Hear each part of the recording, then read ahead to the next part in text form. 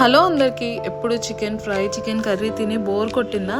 అయితే ఈసారికి నా మాటిని గోంగూర చికెన్ అయితే ట్రై చేయండి. చాలా బాగుంటుంది టేస్ట్ అయితే మాత్రం. సో దీనికి వెజిటేబుల్స్ కూడా చాలా తక్కువే. 2 ఆనియన్స్, 1 టమాటో అండ్ పచ్చిమిర్చి అనమాట. ఎక్కువ అవసరం లేదు కూడా.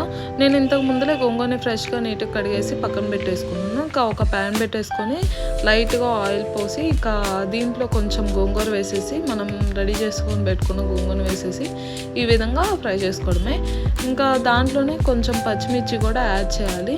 ఒక 5 మినిట్స్ అట్లా మగ్గనిచ్చేసి పక్కన తీసేసేయాలి ఒక ప్లేట్లోకి. తర్వాత ఇంకా దీన్ని ఆరనిచ్చి దాన్ని ఒక పేస్ట్లా చేసుకొని పక్కన పెట్టేసుకోవడమే.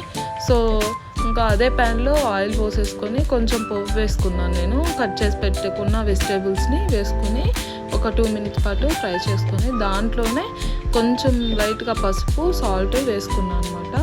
ఇంకా మనం చికెన్ని వేసేసుకోవడమే. సో ఈ విధంగా చికెన్ వేసేసుకొని ఒక 10 మినిట్స్ పాటు నీట్గా కుక్ అవ్వనివ్వాలి. దాంట్లో మసాలా యాడ్ చేసుకోవడమే. ఇంక ఈలోపు మా హేమంత్ చూడండి ఏం చేస్తున్నాడో. ఒకే రోజులో హోంవర్క్ కంప్లీట్ చేశాడు. బుక్ మొత్తం కంప్లీట్ చేశాడు. వాడికి 3 వస్తే అంతే బాగా చదువుతాడని ఒక్క మాట అంటే చాలు అంతా రాసేస్తాడు అనమాట. సో ఇంకా తర్వాత మన చికెన్ అయితే రెడీ అయిపోతుంది.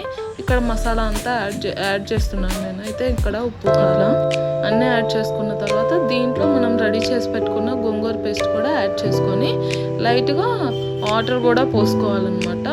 సో దీంట్లో వాటర్ పోసుకున్న తర్వాత ఒక 10 మినిట్స్ అలా వదిలేసి మూత పెట్టేసేయాలన్నమాట.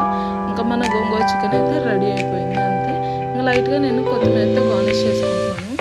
సో కసూరి మెతి కూడా యాడ్ చేశాను.